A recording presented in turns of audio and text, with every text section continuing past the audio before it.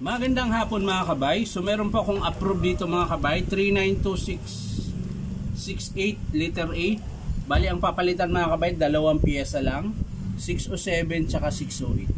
So tara mga kabay, samahan nyo ako. So yan na mga kabay, nakalas ko na po yung screw. So tatanggalin na po natin yung bearing.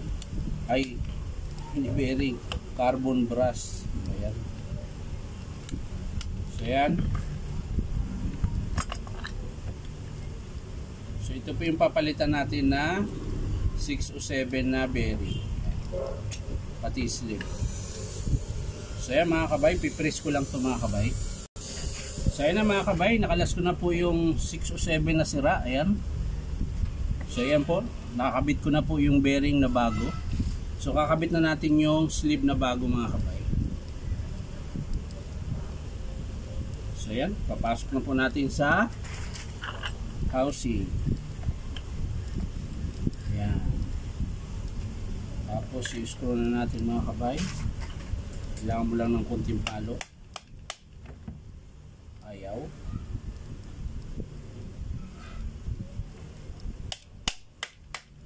Yun. So i-screw na natin mga kabay.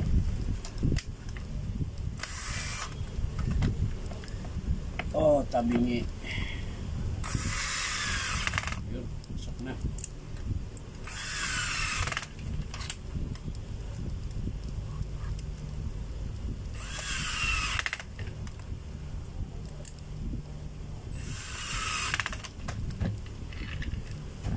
So, balik natin yung carbon mga kabay.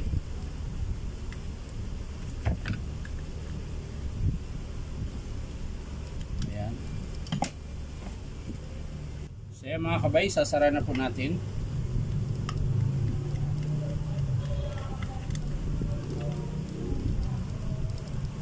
Ayan.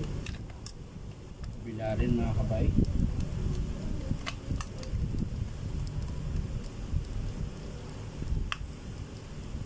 Yun. So, testing natin mga kabay kung garalgal pa rin ba.